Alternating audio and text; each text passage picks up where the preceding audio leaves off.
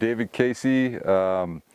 My regular position is silviculturalist here on the San Juan National Forest Dolores Ranger District, which is where the fire is. On the Ferris fire, I'm a REAF, so Resource Advisor on the Fireline. We're out in front of the fire crews, working with them directly to let them know where the sensitive areas are, be it sensitive soils, wildlife, cultural resource sites, and just be kind of a local knowledge available to help inform tactics. And so currently I'm working on a hazard tree project in what's called a mixed severity burn, which is what this is out here. So we have areas of intense fire and then areas of moderate fire, and both can produce hazard trees in the end. So the intense fire areas are pretty straightforward. Those trees are fully burnt up and pretty easy to identify. The mixed severity burn stuff can be hidden, and so you really have to get out and walk the areas. And a lot of the criteria we're looking at, number one is can the tree strike a target? So a target would be a dispersed campsite or the road.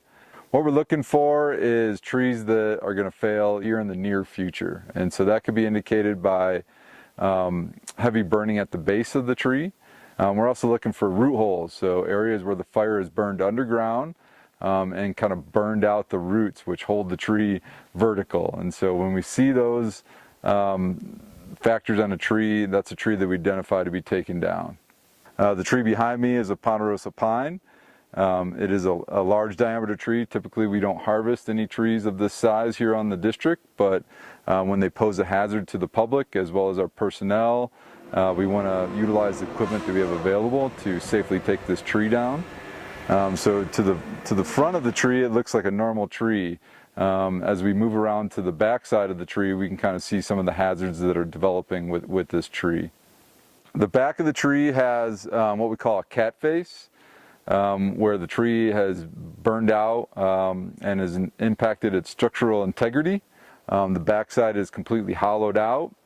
And then, as winds start moving things around, that tree could fail. And behind us, there is actually a tree that has failed recently from a same impact from the fire. And so these efforts out here ensure safety of the public and our personnel working out here.